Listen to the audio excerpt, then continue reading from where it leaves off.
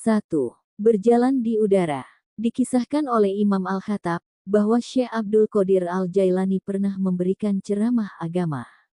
Saat itu, tiba-tiba beliau selangkah demi selangkah menaiki udara yang seakan-akan ada tangganya. Kejadian itu disaksikan oleh para jamaah yang hadir. 2. Jin ketakutan pada Syekh Abdul Qadir. Suatu saat ada seseorang yang kesurupan, kemudian dibawa kepada Syekh Abdul Qadir. Sebelum tiba di rumah beliau, ternyata orang tadi sudah sembuh, karena jin yang merasuki takut saat mendengar nama Syekh Abdul Qadir Al-Jailani. 3. Menghidupkan bangkai ayam.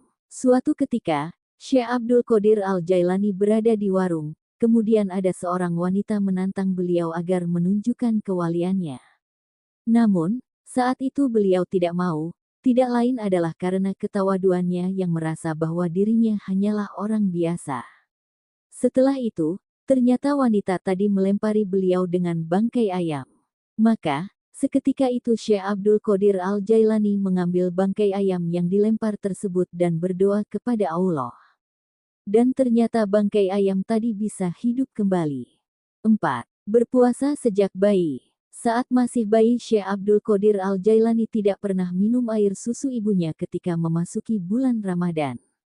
Beliau turut berpuasa dan tidak ingin makan apapun, meski saat itu beliau masih bayi. 5. Ditantang oleh 100 ulama. Syekh Abdul Qadir Al-Jailani pernah didatangi oleh 100 ulama untuk coba menandingi keilmuan beliau. Setelah 100 ulama itu tiba di rumahnya, mereka dipersilahkan duduk. Kemudian Syekh Abdul Qadir menundukkan kepala, lalu dari dada beliau keluarlah cahaya terang.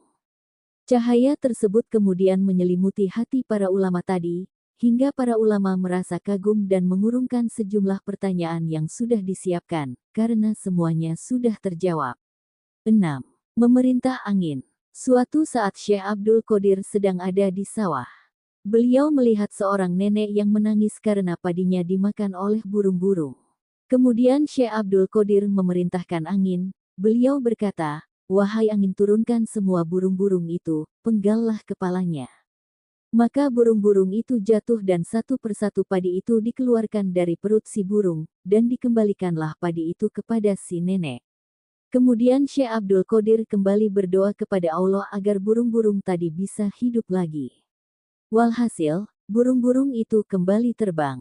Itulah karomah-karomah Syekh Abdul Qadir Al-Jailani yang masyhur.